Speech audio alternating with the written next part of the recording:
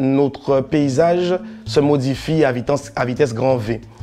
Pour ceux de ma génération qui ont eu encore la possibilité de connaître une Guadeloupe, on va dire post-esclavagiste, puisque jusqu'aux années 70, on avait encore ce temps qui s'était figé dans l'espace guadeloupéen, où on pouvait retrouver encore dans nos campagnes, dans la ruralité, des éléments qui remontaient encore, pour certains, à l'époque de l'esclavage.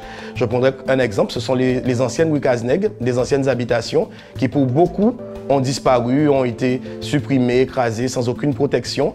Aujourd'hui, il en reste encore quelques-unes. Pour vous donner un exemple, dans le sud Basse-Terre, si je prends la commune de Baïf, il y avait plus de 47 sucreries, donc 47 habitations. Sur ces habitations, on retrouvait ces Wikasneg, donc des anciennes cases à esclaves où les familles étaient parquées et où elles devaient tout simplement dormir et se réveiller pour aller faire leur labeur. Aujourd'hui, sur ces 47 habitations, il en reste très peu que pour une raison ou une autre, on a décidé de faire disparaître comme étant des témoins gênants de l'histoire, mais aussi pour favoriser une urbanisation, puisqu'on sait très bien qu'aujourd'hui c'est la course à l'argent et depuis la fin des années 70, la logique mercantile a pris le dessus sur la sociologie fondamentale de notre société.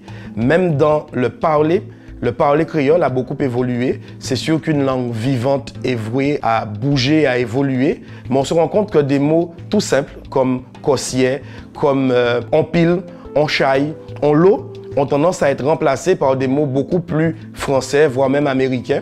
Et ce qui fait que l'attachement à notre culture liée à travers nos messes et l'habitude, à travers nos croyances et nos croyandises, se sont rapidement vus substitués à d'autres croyances.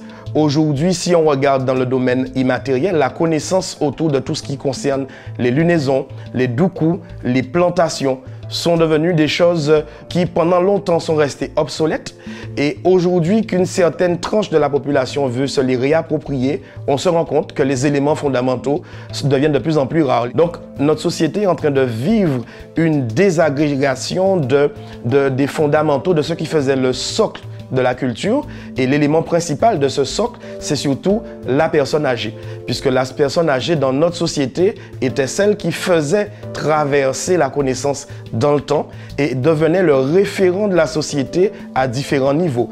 C'est toujours une grand-mère qu'on va retrouver qui raconte les contes, une grand-mère qui va donner les doucous, une grand-mère qui va donner les petits remèdes, une grand-mère qui viendra voir où on a l'intention d'implanter sa maison et comment on va l'implanter. Donc cette logique, elle a très rapidement disparu, déjà parce que la notion de grand-mère aussi a changé.